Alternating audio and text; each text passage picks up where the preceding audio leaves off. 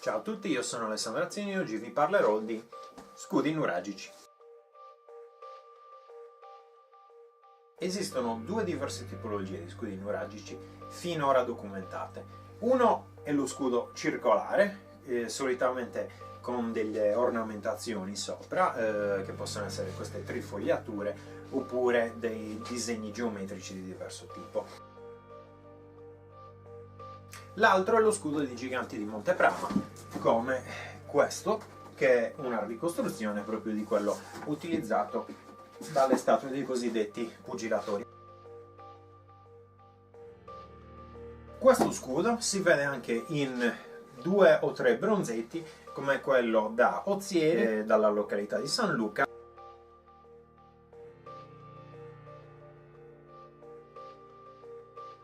e l'altro bronzetto che invece proviene da Dorgali.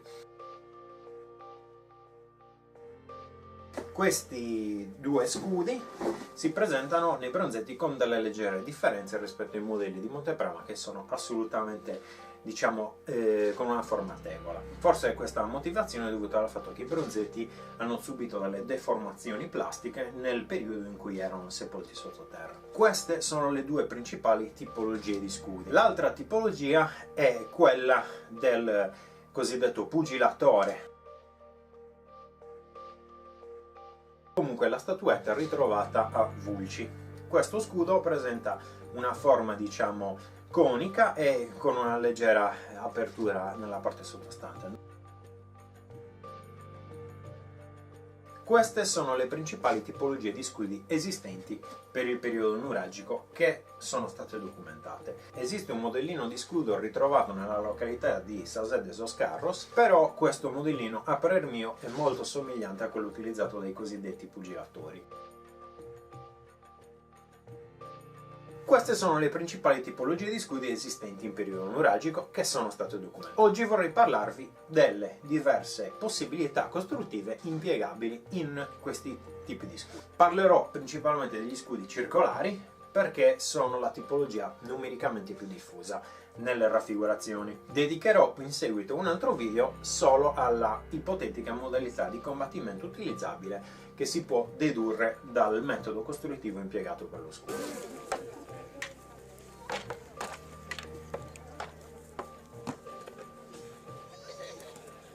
Ovviamente, a seconda di come viene realizzato lo scudo, cambia anche il metodo di combattimento utilizzabile, principalmente sulla base di come si dispongono le maniglie. L'Associazione Memoria Militares è stata una tra le pochissime ad aver focalizzato immediatamente qual era il metodo di utilizzo dello scudo, quindi come veniva impugnato, e questo poi ci ha garantito un approccio al combattimento più rigoroso.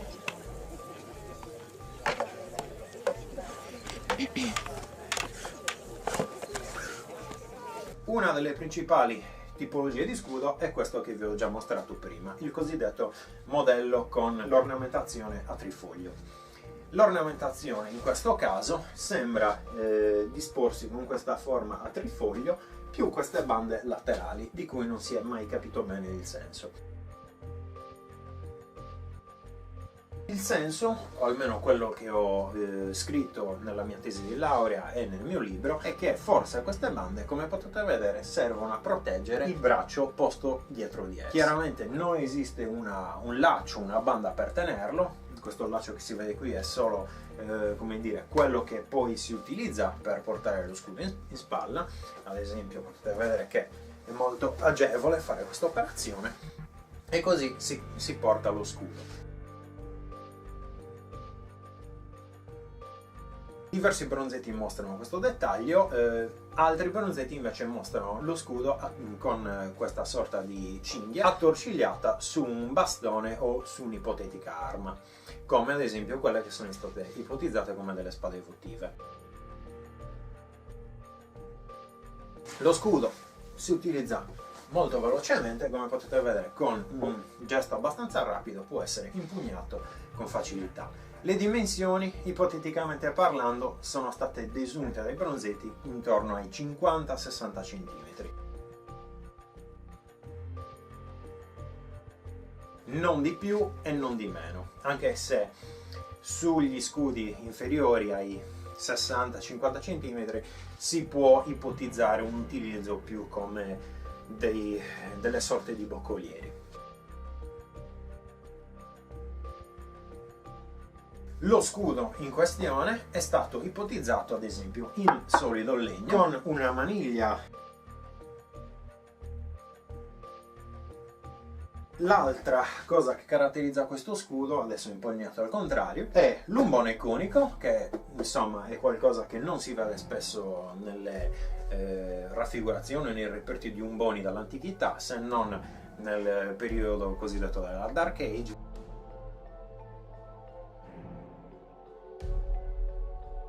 Degli inizi del Medioevo, tra la fine dell'impero romano e gli inizi del Medioevo, e stranamente questo tipo di umbone si osserva anche nella Dark Age, insomma dell'antichità più remota. Stiamo parlando del periodo tra la fine dell'età del bronzo e gli inizi dell'età del ferro.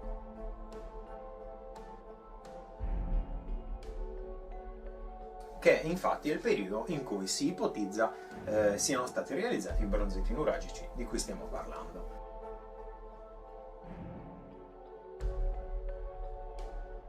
Questo tipo di umbone, con addirittura a volte degli spuntoni e altri tipi di ornamentazioni, sempre negli umboni di questo periodo, però della Grecia micenea. Questo tipo di scudo è stato realizzato con le placche e l'umbone in cuoio, perché non sono mai stati ritrovati degli umboni o delle placche di scudo in solido metallo. Un dettaglio che si osserva spesso in queste riproduzioni è che queste placche e questi umboni vengono realizzati in bronzo pieno. Questa ovviamente è una cosa irrealizzabile, non solo per la spesa ingente che occorrebbe fare per avere un umbone in solido bronzo, ma anche in bronzo cavo o per una placca in bronzo pieno. Queste placche, a parer mio, e questi umboni sono sempre ricavati mediante battitura, quindi bronzo al massimo laminato, che comunque ottiene la stessa resistenza, lavorandolo nel giusto modo, del bronzo pieno, che come svantaggio ha ovviamente un peso eccessivo. Infatti il tipo di maniglia singola e centrale utilizzata per questi scudi ci costringe ad avere uno scudo non eccessivamente pesante. Il peso è stimabile non eccessivo tra i 4 e i 5 kg, ma qui siamo già oltre il livello massimo che si può adottare per uno scudo di questo tipo. Sembra sia più efficace utilizzato tenendolo lontano dal corpo, perché è uno scudo piccolo che copre al massimo dalla gola al bacino, quindi le gambe sono sempre scoperte. Se noi teniamo lo scudo più vicino al corpo, chiaramente le nostre gambe risultano il bersaglio ottimale da colpire, perché la coscia rimane scoperta e anche la parte superiore. Se invece allontaniamo lo scudo, abbiamo il cono d'ombra della proiezione creata dallo scudo che copre sia il nostro, diciamo all'altezza del nostro volto, sia anche al ginocchio. Guardate la gamba dove è messa. Immaginatevi i colpi che arrivano. Allora io mi devo abbassare. Se io abbasso si scopre la testa. Quindi la posizione non è stupida.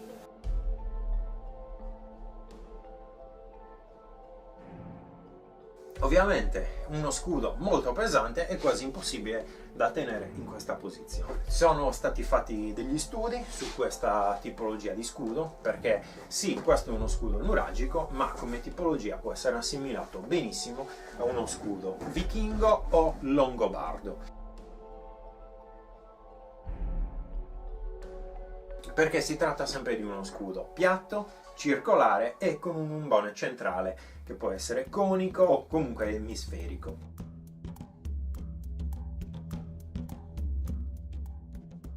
Quindi la tipologia non cambia più di tanto. Se è fatto in quel modo, con questa forma, l'utilizzo più o meno sembra essere identico. Un'altra ipotesi che ho fatto è che queste placche, come vi ho già detto, fossero in metallo però laminato. Sono delle placche ossidato così per avere un esempio di come si potesse presentare lo scudo inutilizzato per molto tempo. Tra l'altro è uno dei primi scudi da me realizzati.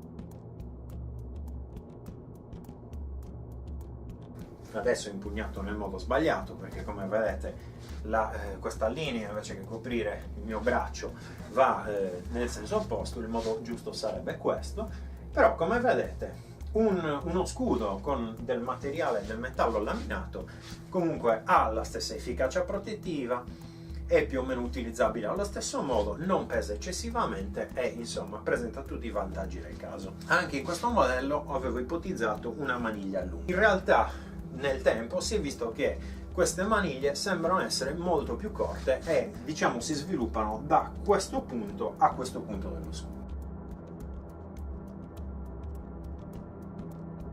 Questa maniglia lunga veniva ipotizzata sulla base di alcuni bronzetti che sembravano presentare, oltre a una maniglia di questo tipo, anche uno spadino a fianco.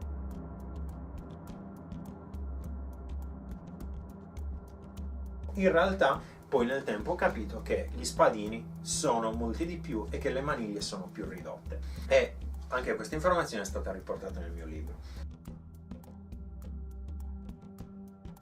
Oltre a questo esempio, di cui potremmo parlare a lungo, perché comunque gli scudi differiscono tutti da come è realizzato il bordo, da che materiale si può utilizzare per la tavola, da qual è il sistema per collegare ad esempio le placche, qual è la copertura superiore dello scudo, eccetera. È insomma motivo di ampia discussione, però vorrei parlarvi di come è stato realizzato in questo caso l'umbone. L'umbone è realizzato in cuoio e come potete vedere è anche abbastanza resistente. Il cuoio in questo caso utilizzato è cuoio bollito, perché è l'unico modo con cui si possa utilizzare del cuoio per resistere a dei colpi anche abbastanza potenti. Questa è un'ipotesi basata sul fatto che non sono stati ritrovati umboni o placche di scudo realizzate a questo. Avevo proposto il caso in cui le placche dello scudo erano realizzate in metallo laminato in risposta alle realizzazioni in bronzo fuso, che solitamente poi è ottone. Era, diciamo, una risposta a queste realizzazioni molto approssimative. L'altra cosa che avevo puntualizzato prima e che tutti sembrano aver sbagliato è il modo con cui viene impugnato lo scudo. Questo scudo, in tutti gli altri esempi che ho visto, praticamente viene impugnato in questo modo. Non esiste questa centrale, ma esiste una maniglia qui e un passante per il braccio. Questo metodo di impugnatura invece si osserva solo nelle statue di Monty Prama e nei bronzetti dei cosiddetti pugilatori.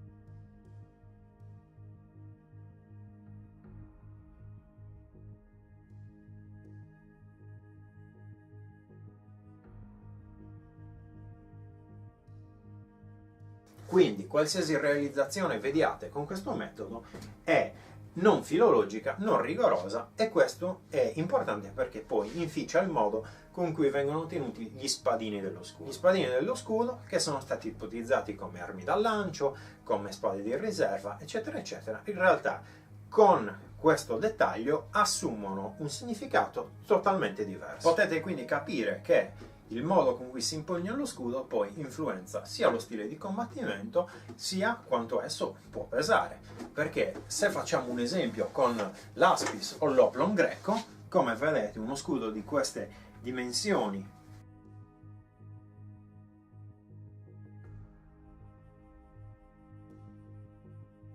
questo tipo di realizzazione arriva a pesare anche 10 kg. Tenere 10 kg con una sola mano tutto il tempo, tra l'altro non vicino al corpo ma lontano dal corpo, è praticamente impossibile. Infatti, esempio dell'aspis greco, l'aspis greco è realizzato in modo che, come vedete, la metà dello scudo vada ad appoggiare sulla mia spalla. Io in questo caso non sto sorreggendo lo scudo con il mio braccio, ma con la mia spalla. E anche in questo modo posso assicurarvi che è abbastanza gravoso. Perché faccio l'esempio di uno scudo che non c'entra nulla, che è distante diversi secoli dai bronzetti nuragici? Perché nel metodo realizzativo di scudi di epoche diverse, comunque la conoscenza di come venivano utilizzati questi scudi, come venivano realizzati, poi ci dà delle informazioni, come dire, collaterali su come potessero essere realizzati e utilizzati gli scudi di un altro periodo, come quello nuragico.